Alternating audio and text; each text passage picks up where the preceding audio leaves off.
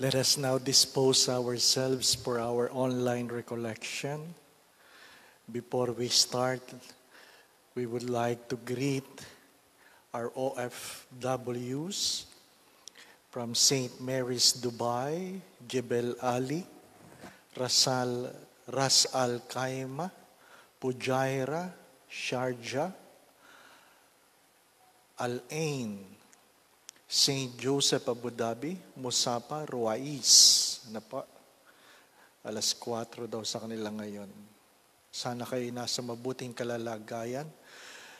Sabi nila, batiin mo rin naman kami, Father. Kami mga taga Detroit, Maryland, New York, Cubao. Ano po? Yung mga taga Cubao. May nagtanong, how did you celebrate your anniversary? Kanina po, nagpakain tayo ng mga street dwellers. Ano pa? We prepared for 200 packed meals. Ready na po kayo? Let us begin our evening with a prayer in the name of the Father, the Son, and the Holy Spirit. The Lord be with you. A reading from the letter to the Hebrews. By faith, Abraham obeyed when he was called to set out for a place that he was to receive as an inheritance. And he set out not knowing where he was going. By faith, he stayed for a time in the land he had been promised, as in a foreign land, living in tents, as did Isaac and Jacob, who were heirs with him of the same promise. For he looked forward to the city that has foundation, whose architect and builders is God. Let us pray. God, our loving Father, we ask for the grace to fill us with your Spirit, that we may hear what we ought to hear, see what we ought to see, that we might do what we ought to do. In Jesus' name, amen. Mary, seat of wisdom, pray for us. Again, welcome to our online recollection. This will be short. Ano po? Kasi baka ma-curfew ang ating videographer, ay malaking problema natin. We titled our recollection, Living Our Faith. Living Our Faith. Ano pa? What is faith? What is faith? Faith is not simply believing in God. Faith is not simply believing in God. What is faith? It is in terms of believing God's promises, trusting in His faithfulness, relying on God's character and His faithfulness to act. It is not simply believing in God or something greater than yourself. It is believing in the promises that God made, trusting in His faithfulness, relying on God's character and His faithfulness to act. Perhaps a good way of asking ourselves, do you have faith? Do you have faith? To answer the question, do you believe in God? You would say yes. But to have faith is to believe in the promise of God, the promises of God. From Hebrew 11, verse 1, now faith is the assurance of things hoped for, the conviction of things not seen. So it is not about someone, simply about someone. It is something you hope for. Ano po? Faith is the assurance of things hope for the condition of things not seen. In Hebrew 11:6, it says, "And without faith, it is impossible to please God. For whoever would approach Him must believe that He exists and that He rewards those who seek Him." Kaya nga, hindi sapat na ikaw ay naniniwala sa Diyos. Hinahanap mo ba ang Diyos? Naniniwala ka ba sa Diyos? Pag sinabing naniniwala ka ba sa Kanya mga pangako? Ano po? Faith is deep-rooted in the expectation of good things to come. Of good things to come.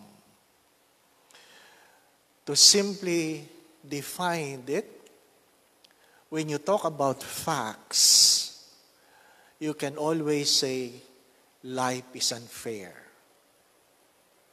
That's very true. Life is unfair.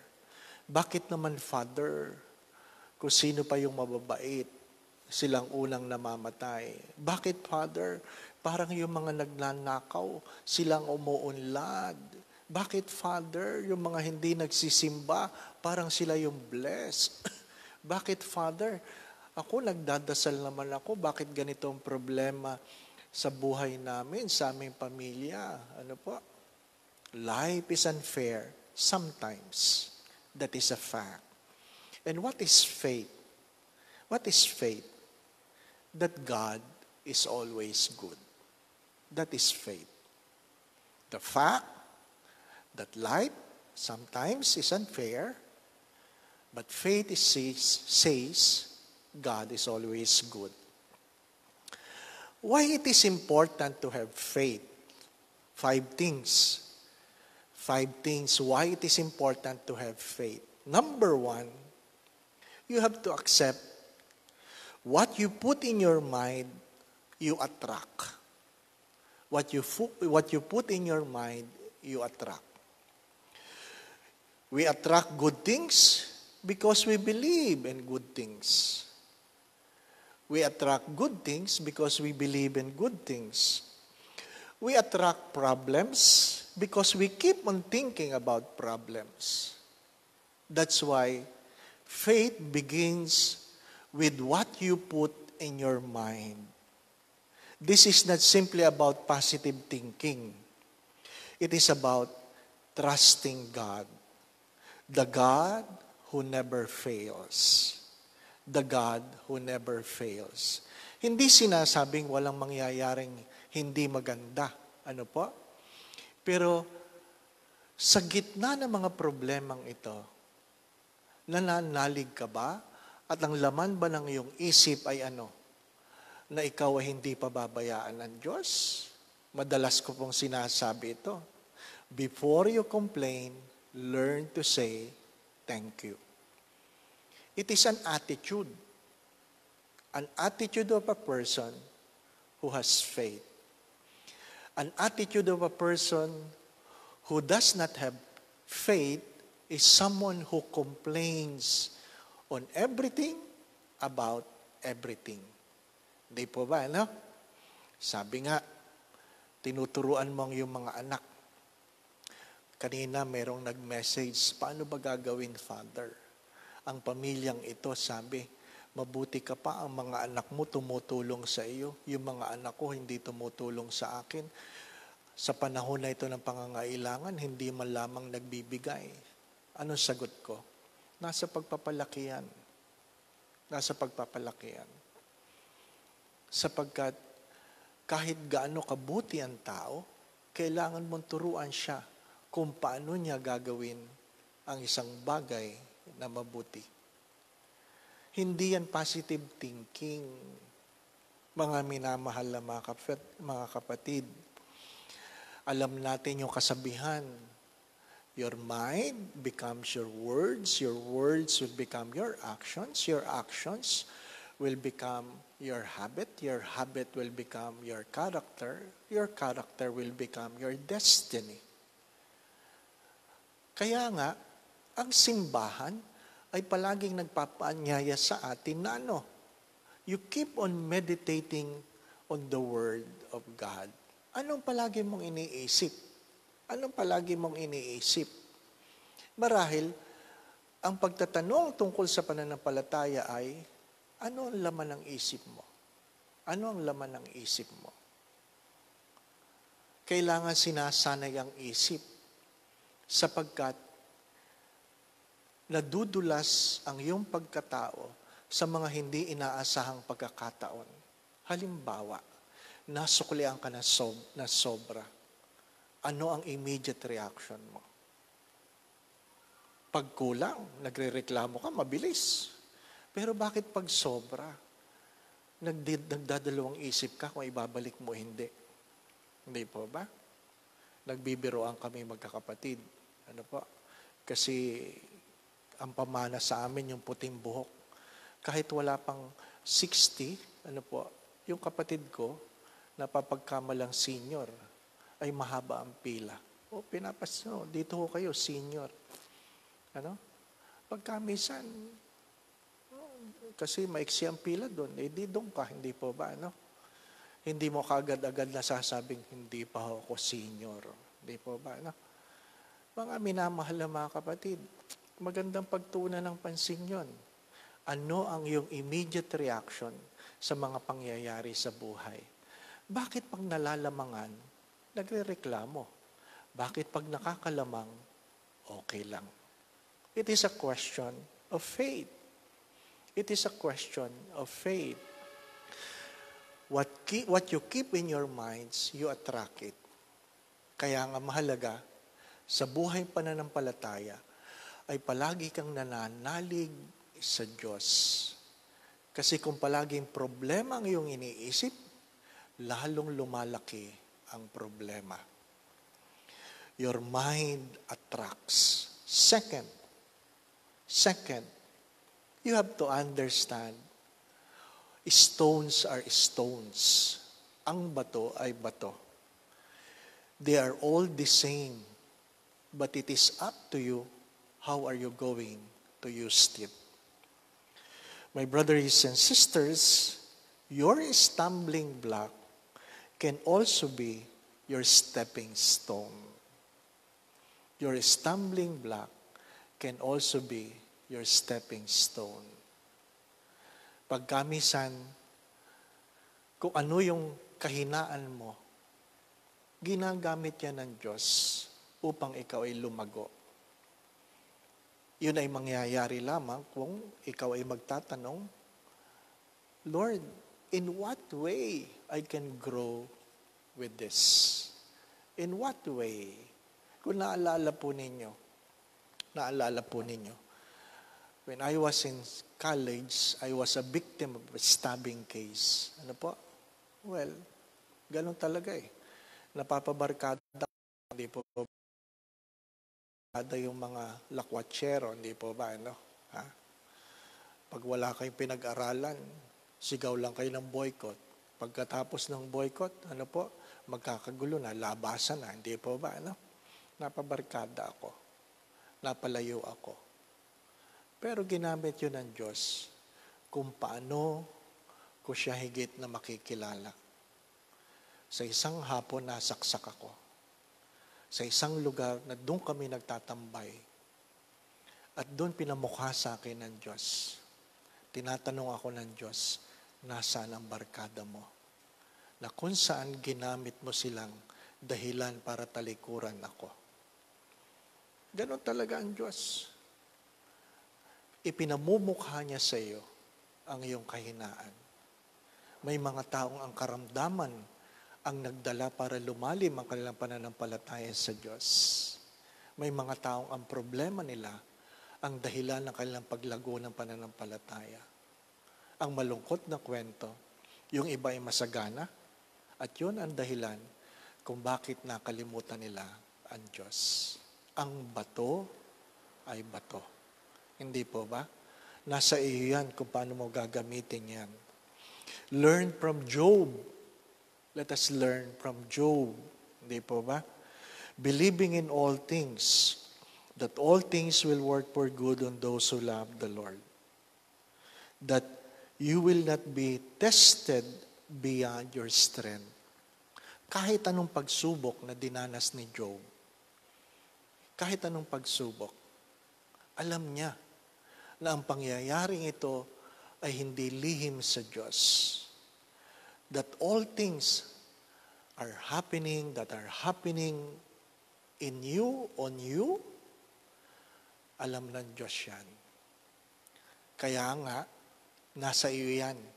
Kung ano man ang pagsubok na meron ka ngayon, yan ba ay maglalapit o maglalayo sa iyo sa Diyos? Your mind attracts. What you keep in your minds come to your life. Second, all stones are the same.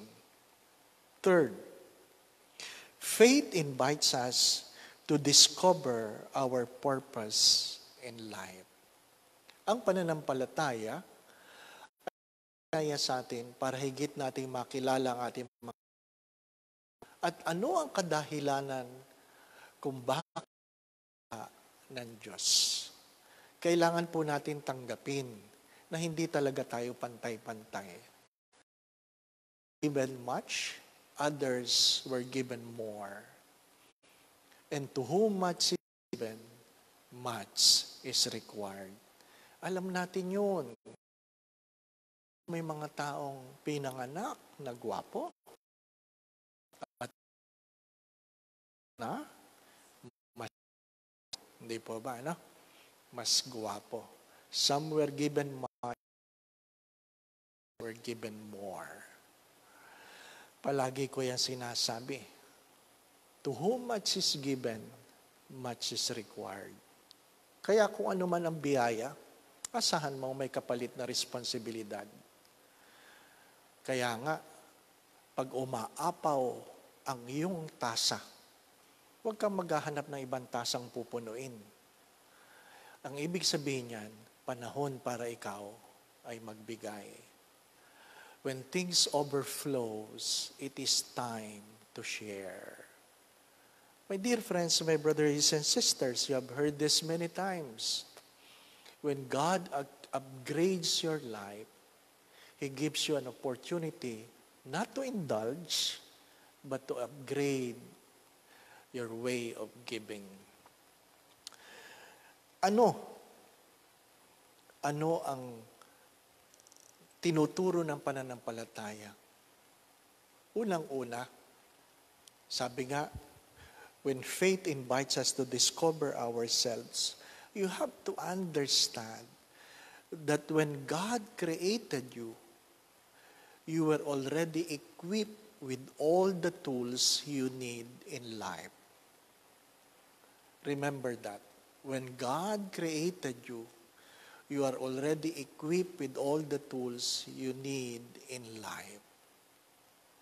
Hindi ibig sabihin, pag wala kang kamay, wala kang paa, you are less. Marami tayong kilala mga taong ganyan, kung saan may kapansanan, ngunit patuloy ang pag-unlad. Ang mas nakakahiya, kumpleto ang iyong katawan, wala kang trabaho. Hindi po ba? Bakit? Mali ang iyong pananaw. Mali ang iyong pananaw. Ano po sinasabi natin sa mga magulang? You don't prepare the road for your children. You prepare your children for the road. Sabi kanina, o kahapon yata yon, sabi, Father, ipagdasal mo naman na huwag kaming datnan ng mabigat na problema. Mahirap dasalin yun. Ano po? Kasi unang-una, hindi ko alam kung ano ibig sabihin mo ng mabigat. Ang magaan sa amin ay pwedeng mabigat sa iyo. At ang mabigat sa amin ay pwedeng magaan sa iyo. Hindi mo pinagdadasal na sana huwag kang datnan ng mabigat na problema. Ang pananampalataya nag-aanyaya na sana kahit gaano kabigat ang iyong problema, meron kang lakas na mapagtagumpayan ito. Di po ba? Yung mga tamad, ang palaging dasal, sana walang exam. Di po ba, ano? Sana walang exam. Ha? Yan ang problema ngayon ng online. Di po ba? Paano malalaman na teacher na hindi ka mangongodigo? Paano malalaman na teacher na hindi ka mangongopya? Naku, napakahirap niyan. Di po ba? May nagpro-propose, wala daw exam. Ano ka? Hindi po ba? Ano? Ha? Kaya nga marami teacher may sakit. Bakit? Pag mag-exam na, sasabihin sana may sakit si ma'am. Ay, kita mo lang, kawawa ang teacher, di po ba? Ano? Ha? Minsan sinabi ko yun, sana may sakit si ma'am kasi hindi ako nag-aaral, di po ba? No? Pinakamalala, sana may bagyo bukas, di po ba? No? Hindi bali nang lumubog ang buong Maynila basta wala lang exam bukas. Anong iyong panalangin?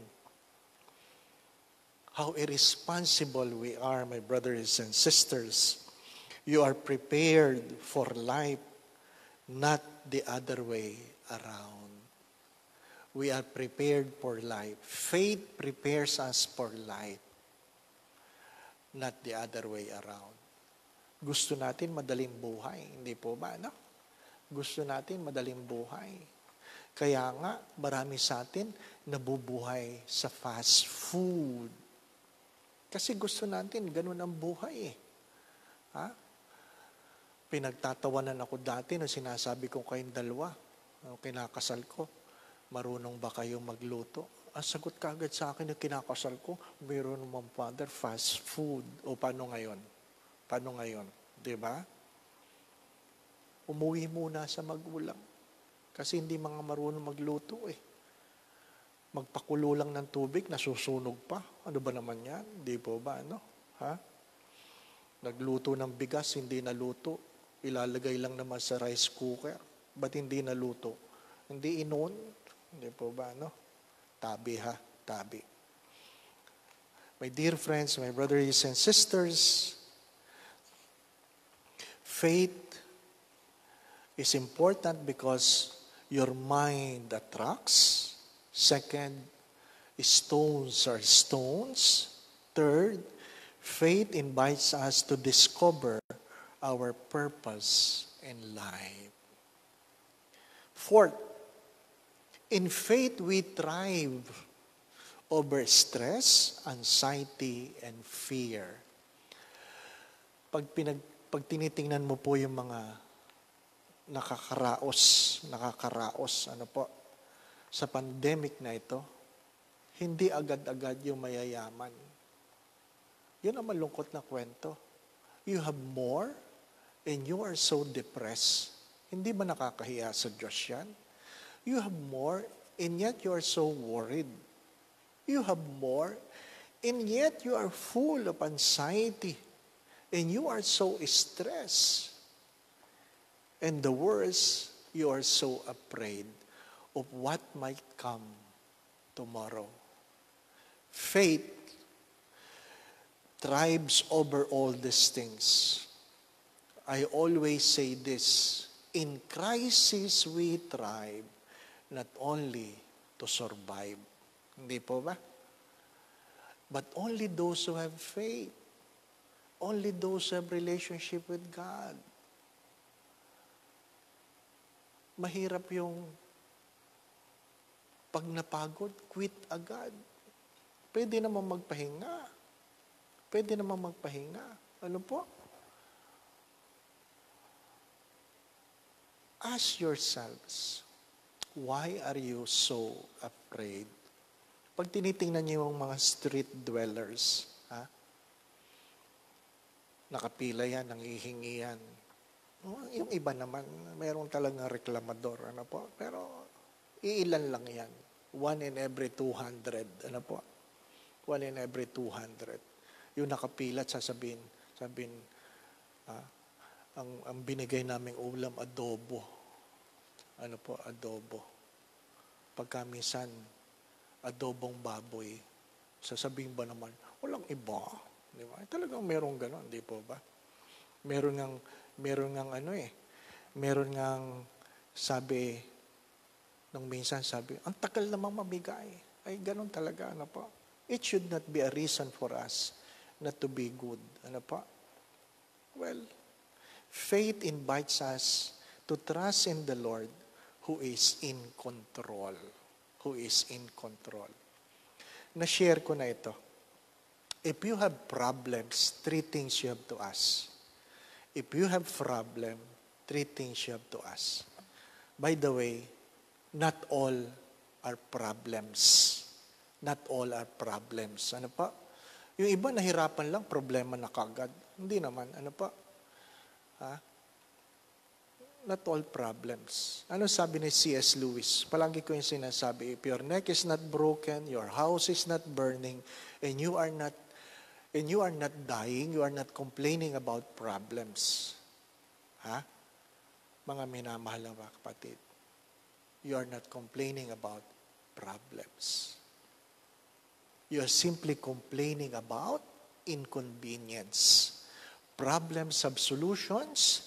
Inconvenience invites a change of attitude. A change of attitude. Pag tinitingnan mo yung mga street dwellers, tanggap nila na kaya kami nangihingi, walang-wala kami. Hindi dahil kami ay tamad. Ano pa? They simply lost the opportunities that many of us have. Pero bakit hindi sila nagrereklamo? Why do they thrive?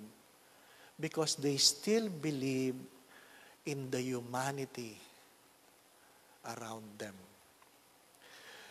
What are the causes of your problems? Ano po? What are the causes of your problems? Number one, if you sin, you ask yourself, may problema ako. Yan ba'y dulot ng kasalanan? Ngayon, kung hindi mo ititigil ang iyong kasalanan, hindi mawawala ang iyong problema. Inuulit ko. Kung hindi mo ititigil ang iyong kasalanan, hindi mawawala ang iyong problema. Second, your problem may be a product of your disobedience. A product of your disobedience. Di po ba? Ayaw mo sumunod sa Diyos. Ay di, may problema ka. May pinagagawa sa iyo ang Diyos, ayaw mong sundin. O di may problema ka. Hindi po ba, ano? Ha? Tinatakbuhan mo ang Diyos. Sabi sa iyo ng Diyos, pumunta ka sa Ninive. Ay, tumakbo ka sa kabilang direksyon. Sumakay ka sa barko. Ay di binagyo ka. Hindi po ba, ano? Hindi tumigil ang bagyo hanggat hindi ka naitapon sa dagat. Ang problema sa problemang ikaw ay matigas ang ulo.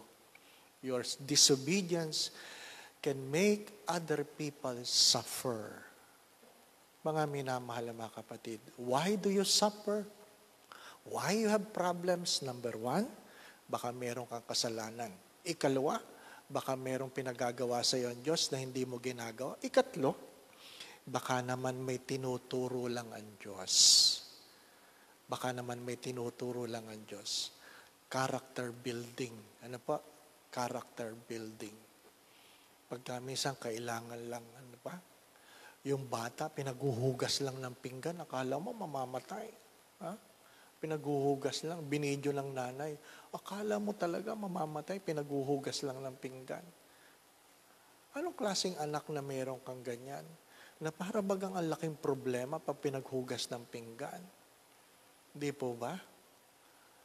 My dear friends, my brothers and sisters, not all difficulties are problems. Some of them are inconvenience. Inconvenience. Nasira lang ang washing machine. Ay, parang ang laki ng problema. Ay, di maglaba ka. Di po ba? Noong una naman, wala namang washing machine. Ano po? Kuskus lang ng kuskus. Mahirap pag gumagaan ang buhay, di po ba? No? Konting hirap, problema agad. Di ba? Sabi ko nga, ang lakas ng loob magreklamo. Ang ulam lang daw nila, araw-araw, itlog. Nilagang itlog. Ay talagang kung puro pakulo lang ang ulam, ang alam mong luto, nilagang itlog lang. Di po ba? Pero pwede kang mag-scramble, pwede kang sunny side up, pwede kang mag-omelette, di po ba? Ha? Nasa iyo yan. Nasa iyo yan. Kung puro ka reklamo, wala kang makikitang bago sa buhay mo. Faith In faith, we thrives over stress, anxiety, and fear. Panglima, faith leads us to a better person. Faith leads us to a better person. My dear brothers and sisters, faith will help you see beyond the storm. Faith will make you dance under the rain rather than grumbling why it rains. Hindi po ba? Why it rains. Yung iba, pinag-antay lang. Parang guguho na ang mundo. Sometimes you need to wait. You need to wait. Because waiting is part of growing. Waiting is part of growing. Bakit mo kailangang madaliin? Di po ba? Kung saan talagang 9 na buwan yan sa sinapupunan. 9 na buwan. May mga magulang, alam naman nilang kabuwanan na. Ano po? Aba, iipitin pa para tumama ang birthday sa date na gusto nila. Ikaw kayang sakalin doon sa loob, di po ba? Yung iba naman, di pa dapat lumabas, pinalalabas na. Kasi dapat yan ang birthday. Hindi mo mapipigilan ang Diyos at higit sa lahat, hindi mo pwedeng itulak ang Diyos. My brothers and sisters, if we keep on comparing ourselves with others, we will become discouraged. We are not the best, but we can always be a better person today than yesterday. A mark of a person with faith is a person who keeps on growing every day. There are 2 ways of growth. 2 ways. Yun pong linear way. Linear, isang guhit. From left to right, you grow. Nakikita mo. Ayan na. Ano? That's a linear way of growing. But there are also a spiral way of growing. Yung pong mga inabot yung mga notebook na mayroong spring, di ba? Spiral. If you move, up, down, matagal ang pagtakbo. Pero every time you move, you are in a different place today than yesterday. That is how we can look at our growth. Yung iba talagang ang bilis, linear. Sadyang may mga taong biniyayaan ng ganon. Ano po? Ako ay engineering. Hindi ako nag-aral mag-type. Ano po? Hindi ako marunong mag-type. Ano po? Kung yung typing ko, biblical. Ang typing ko. Ano yung biblical? Seek and you shall find. Yun ang biblical. Nasa ng E, nasa ng R. Yun ang biblical typing. May mga classmate ako noon, dahil ang course nila, accounting, ano po, no looking, nakakainis. Hindi po ba, ano? Nakakainis. Ganun talaga eh. Kanya-kanyang biyaya yan eh. Hindi po ba, ano? Kanya-kanyang biyaya yan. Mga minamahal na mga kapatid, pag ikukumpara mo ang iyong sarili kumpara sa iba, ay, manglulumo ka. You can easily discourage and perhaps you might want to give up.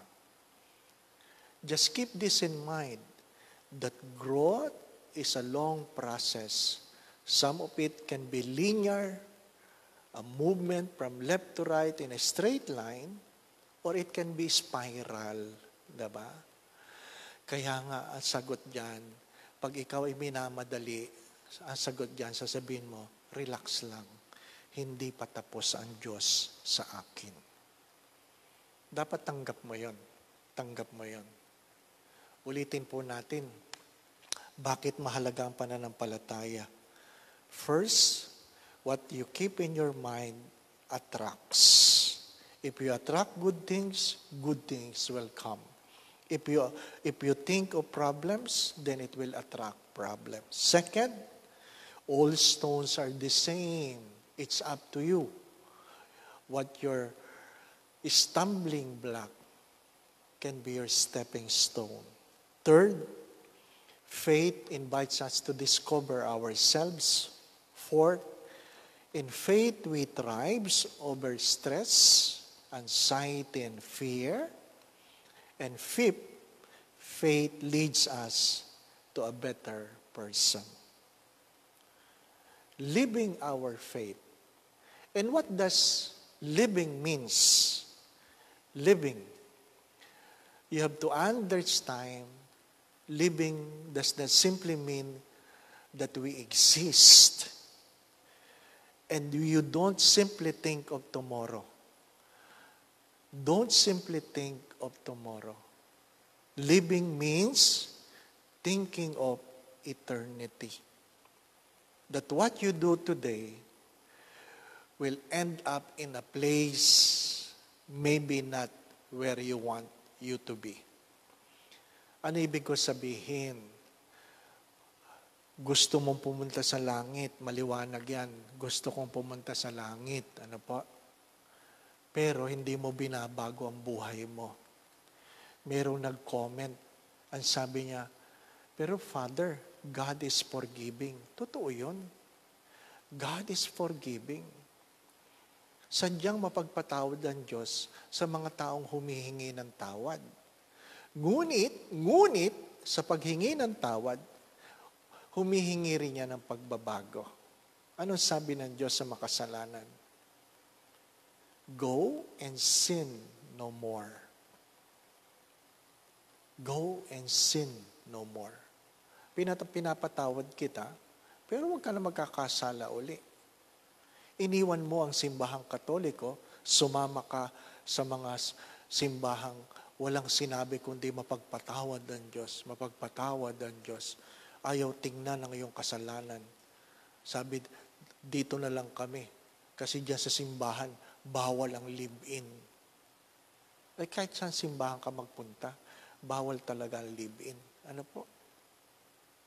It doesn't mean when people agrees with you, it is the right thing to do. Please keep that in mind.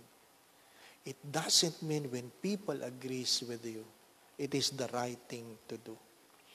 Living is not simply thinking of today, but of eternity. You have to understand that life is inclusive. Inclusive. Lahat kasali, kasali ang lahat. Ano po ang tukso, the temptation of this in this time of pandemic? To think simply of ourselves, of our comfort, of our preservation. Pagka minsan ito lang iniisip natin, ano pa? Yun lang pagsusuot mo ng face mask in public, ang iniisip mo lang, sarili mo. Di ba? Sarili mo. Do you think, or what you do, you think of others? Pag hindi ka naghugas ng kamay, ubo ka ng ubo, na wala kang face mask, hindi po ba? You ask yourself. My dear friends, my brothers and sisters, remember this. When you talk about inclusivity of life, inclusive, ano pa? We are invited to have a personal relationship with God, but it should never be private. Do not forget, we are invited to have a personal relationship with God, but it doesn't mean it has to be private. Marami sa atin, private relationship. Yung bang pag nagsimba, walang pakialam sa katabi. Walang pakialam sa katabi. Hindi pwede yun. Kaya hanggang sa peace be with you, psst, psst, psst. Di po ba, no? Walang pakialam sa tabi. Di po ba? Mga minamahal na mga kapatid, remember this. When you talk about inclusivity or inclusiveness of life, we are called to feed the hungry, to to give drink to the thirsty, to clothe the naked, to visit the sick, to welcome a stranger, to visit those who are in prison, and to bury the dead. Dahil sa pandemic, you're too protective, ang tingin mo sa lahat naman. Ha? Dahilan para hindi ikaw ay magbigay. Do not forget that in season and out of season, we have to feed the hungry, give drink to the thirsty, clothe the naked, welcome strangers, visit the sick, visit those who are in prison, and bury the dead. Of course, it takes a big risk for our staff na sila yung nagdi-distribute ng mga pagkain 3 times a week do sa mga street dwellers. Napakalaki ng risk na yon. Pero kung puro lang iniisip mo, baka mahawa ako. Paano ka magbibigay?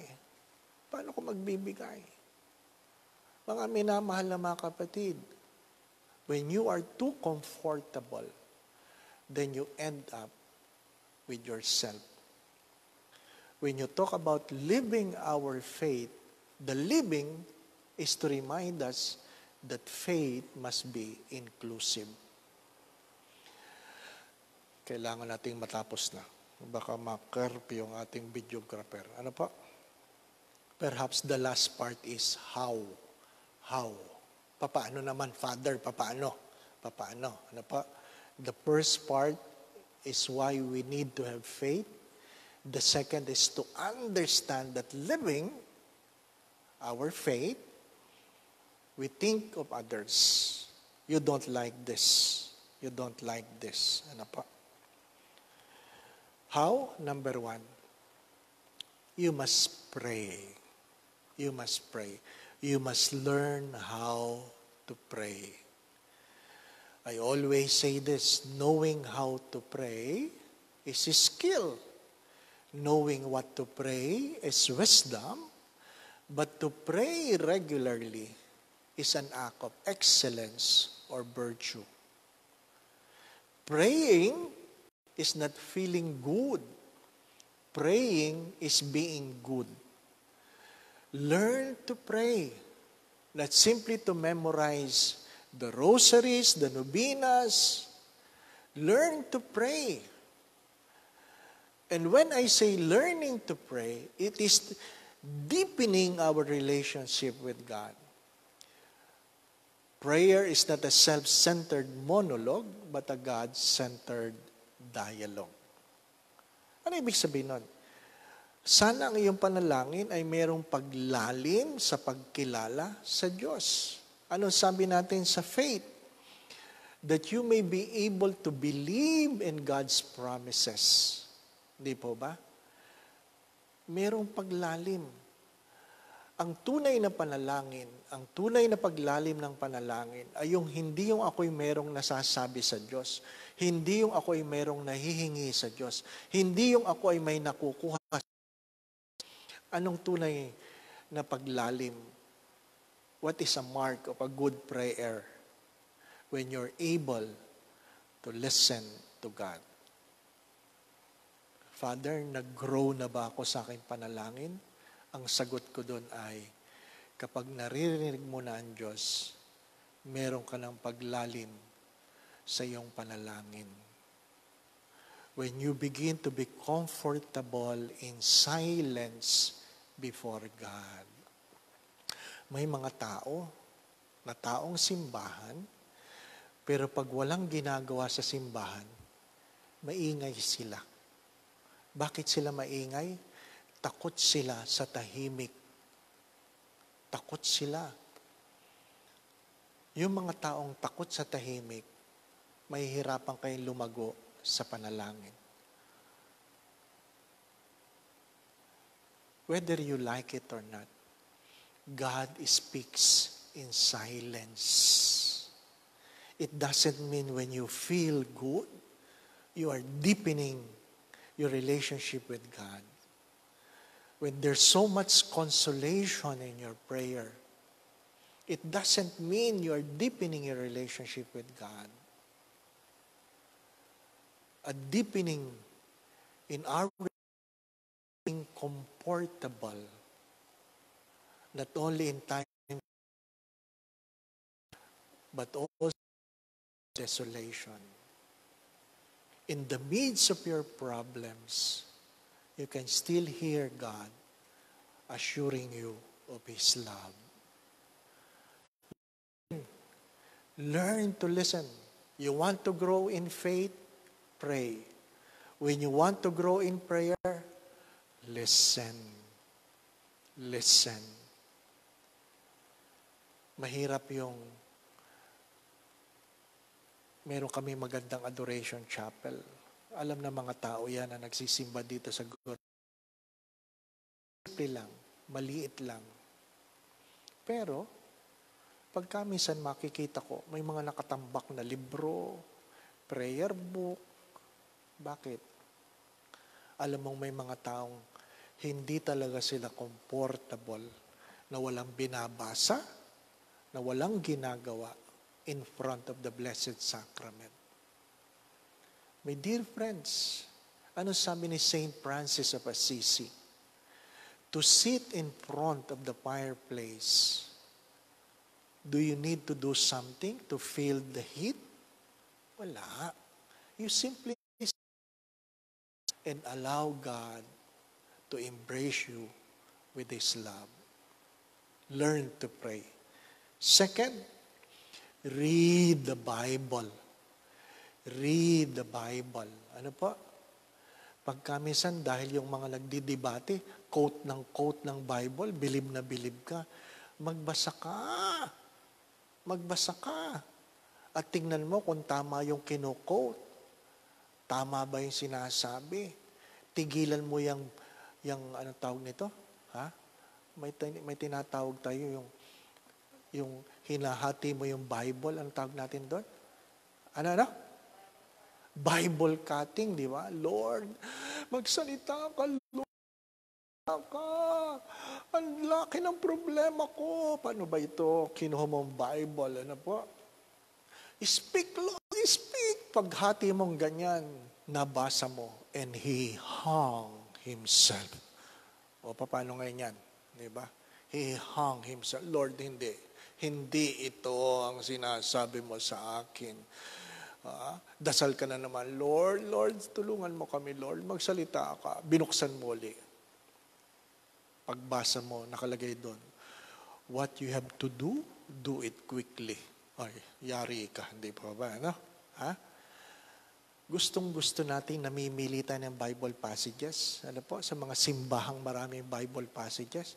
Yung iba, nandadaya. 3 dinudukot. 3. Di po ba? Ano? Pipiliin, tapos pipiliin. Ay, hindi ito. Hindi ito sinasabi ni Lord. Ay, hindi talaga ito. Ano? Yung pangatlo. And you will live in abundance. This is it. Thank you, Lord, for your word. Ay, wala. If you only believe in yourself, it means you don't believe in God. Kaya sinabi ko yan minsan doon sa simbahan, pakisama nga itong Bible passage na ito. Ano yan, Father? You fool, I will take your life tonight. Tingnan natin kung makakatulog ka pag nadampot mo yun. Hindi pa ba? No? Ha? Para bang, speak, Lord, speak. Di po ba? Ano ka? Ha? Hindi ganyan ang Diyos. Read your Bible. Ano po sabi ni Saint Jerome? Ignorance of Scripture is ignorance of Jesus Christ. Ignorance of Scripture is ignorance of Jesus Christ. Paano ko babasahin, Father? Don't read it from cover to cover. Listen. Don't read it from cover to cover. Hindi yan nobela. Ano po? Pag kayo ay nagsimula sa Genesis, binasa nyo, ano po, dinadahan. Pagdating nyo sa Numbers, patay na kayo. Di po ba? No? Hindi nyo na maintindihan yan. Ha? You can get the Bible readings of the church, yung mga binabasa every day sa misa. Sundan mo yon. You read according to the stories, not per chapter. Ha? And sometimes you don't have to read completely. The moment you read it and you are being touched by a particular passage, stop. Na-touch ka doon. Na-touch ka. Halimbawa, binasa mo, do not let your trouble. Na-touch ka doon. Then stop there. Keep it in your mind. Do not let your hearts be troubled. Ulit-ulitin mo. And let that word attract good things to your life. Read your Bible. Ano po? A good Bible. Kung ano pong magandang Bible, Father. Yung ginagamit nating version sa misa, New American yan. New American. Yung mga Bible ito. The New Revised Standard Version. Ano po? Huwag na kayong bumasa doon sa mga lumang English. Ano po? King James, daw. Ano po? Daw. Mahihirapan kayo doon. Anong maganda sa Bible na ito? Ano po? Meron itong concord. Kayo may tinatanong, ano ba ibig sabihin ng arrested? Saan ba yan mga verses na yan? Sa Jeremiah. Ano ibig sabihin ng arrogance? Nandyan yan kay Judith, sa Maccabees, sa Proverbs, sa aklat ni Sirach at ni Ezekiel. Meron. Ano itong Bible na ito? Ano po? Meron itong readings for the days, for Sundays and solemnities. Ano po? Meron itong calendar. Ano po? Calendar. Hindi ko ito pinamimigay. Bumili kayo ng inyo, ha? Ano po? Pero, what makes a good Bible? Ano po? Meron mga prayers and devotions. Nahirapan kayo, ano ba yung mga prayers na yon? Act of hope, act of love, divine praises, stations of the cross, ano po? Merong movable dates. Kailan ba? Ano po? Halimbawa, ang Bible na ito, magagamit ko ito hanggang 2030. 2030. Ano ibig sabihin yan, Father? Hindi na siya valid pagkatapos ng 2030. Hindi. Nakalagay dito yung table of movable dates. Ang Ash Wednesday sa 2030 ay March 6. Di alam ko na. Di pa ba, no? Nasaan ba ako sa 2030 kung buhay pa ako, di ba, no? Kung 2021, next year, anong Ash Wednesday? February 17. Ay, mga ganung Bible, hanapin niyo yung ganon. Ano po? Hanapin niyo yung Bible na ganon. Ano po? May mga Bible kung sino ang patron na mga dalaga, matandang dalaga. Ano po? May mga ganyan. Ano po? Pray, read your Bible, last 3 minutes. Learn about what we believe by studying your catechism. Catechism, di po ba, ano? Ano ba ang pinapaniwalaan ng simbahang Katoliko? 5 minutes pa daw. Tumatawad pa. Ano po? Learn your catechism. What makes us a Catholic? 3 C's. We have the creed. Ano yung creed? Nicene Creed or Apostles' Creed. It is the profession of our faith. The creed, the code. We have our own code of canon law. Meron tayong norms on what is right and wrong. Ano po? And the third C is the cult. C-U-L-T. Ano po? That is, we have our way of how we pray as a Catholic Church. How we pray. Kaya nga kahit saan ka magsimba, kahit hindi mo maintindihan, alam mo, opening prayer yan, gloria yan, kahit hindi mo maintindihan, ano po, ay second reading na, ay gospel na, di po ba, ano? Kasi hindi nagbabago ang takbo ng misa. We have our own rites and rituals, di po ba? Pray, read the Bible, learn about your faith by Catholic Church. And fourth, sabi ko ito ayaw nyo. And what is that? Whether you like it or not. When faith is inclusive, we are our brother's keepers. We are our brother's keepers. Why? We cannot go to heaven by stepping on somebody's back. We cannot go to heaven by stepping on somebody's back. Again, my dear friends, my brothers and sisters, living our faith. Faith is not simply believing in God. It is believing in God's promises, trusting in His faithfulness, because when we are faithful, God is faithful. When we are unfaithful, God remains faithful. Relying on God's character, hindi nagbabago ang Diyos. Hindi nagbabago ang pagmamahal ng Diyos. There is nothing you can do that can make God love you more. And there is nothing you can do to make God love you less. Why? Because God is love. God is love. And He is faithful in the things He do. Brothers and sisters, faith is the assurance of things we hope for, the conviction of things not seen. What are the facts? That sometimes life is unfair. What is faith? Reminding you that God is good. My dear brothers and sisters, why it is important to have faith? Because your mind attracts. Second, all stones are the same. It's up to you. What are you going to use? The stones you have. Faith invites us to discover our purpose in life. Our purpose in life. Fourth, faith helps us to thrive over stress, anxiety, and fear. And fifth, faith leads us to a better person. When you talk about living our faith, you have to understand that faith is inclusive. Inclusive. Your relationship with God must be personal, but it should never be private.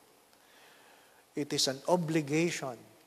It is a mark of a person with faith to feed the hungry, to give drink to the thirsty, to welcome strangers, to visit the sick, to visit those who are in prison. Ano pang nawala? To clothe the naked and to bury the dead. How are we going to learn our faith? Learn to pray. Learn to pray. That prayer is not a private monologue. Ano pa? It is not a self-centered monologue, but a God-centered dialogue.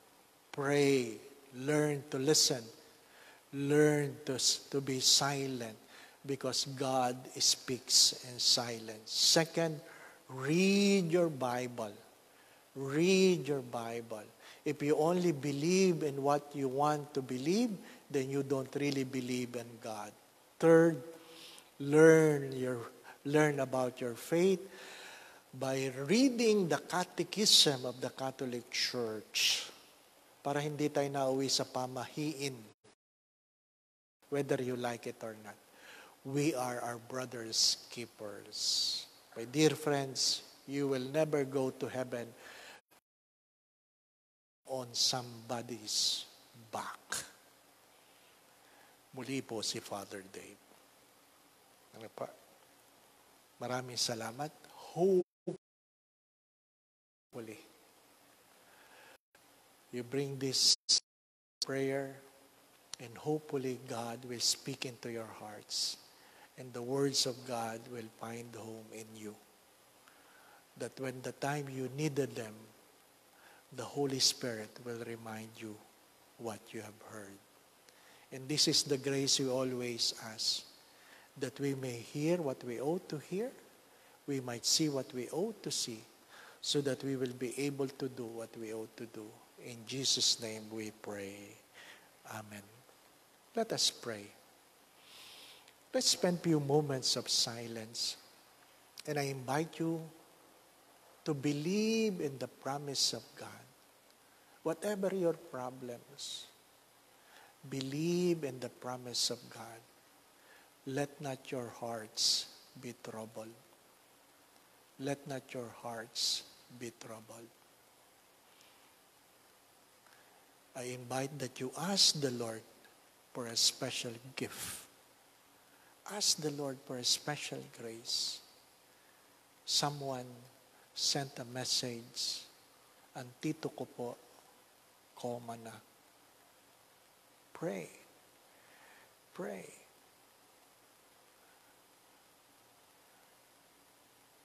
There is nothing impossible before God for those who believe. Ask. Ask. A parish servant was diagnosed with breast cancer. And I told her, believe in the healing power of God. Because if you will not believe, it will not happen to you. Ask the Lord.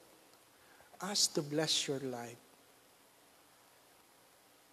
In this time of pandemic, claim the abundance that God has in store for you. Pray for your family. Pray for conversion. Parents, please pray for your children.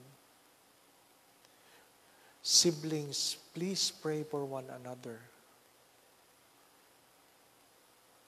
Children, pray for your parents. When you find difficult to understand them, pray harder.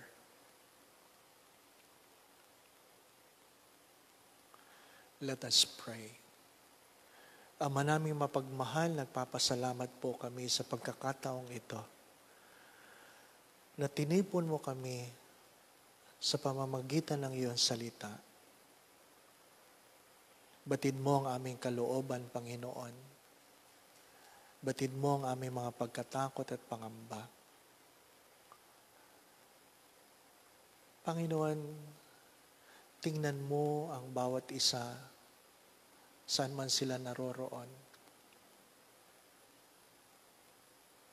Alam mo ang kanilang mga pagkatakot at pangamba, ang kanilang mga kabiguan at tagumpay, ang kanilang mga kahinaan at kalakasan. Alam mo rin, Panginoon, ang kanilang mga pangarap, hindi lang para sa kanilang mga sarili, kundi para sa kanilang mga mahal sa buhay. Panginoon, ang iba sa kanila ay lugmok, dala ng problema, punong-puno na ng pag-aalinlangan at pagkatakot. Magsalita ka sa kanila, Panginoon.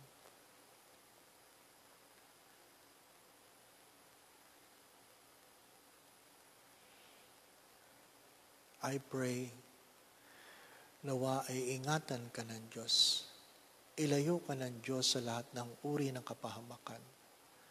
Patuloy kang pagkalooban ng Diyos ng kalakasan, kalusugan, at kung meron ka mang karamdaman, naway pagkalooban ka ng Diyos ng kagalingan. Gabayan ka ng Diyos sa iyong mga inisip at ginagawa.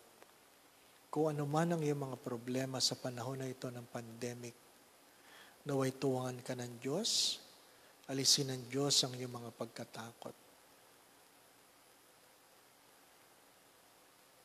Nawa ang iyong pamilya, saan man sila naroroon, ay pagharian ng pagmamahalan, pagkakaisa, pagkakasundo-sundo, kapayapaan, kasayahan, puspos ng pag-ibig at kasaganahan. Nawa ay pag-alabin ang iyong pananampalataya sa gitna ng mga pag-aalinlangan.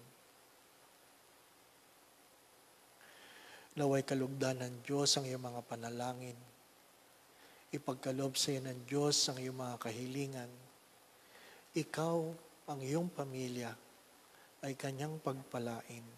Sa ngalan ng Ama at ng Anak at ng Espiritu Santo. Amen. Maraming salamat. God bless.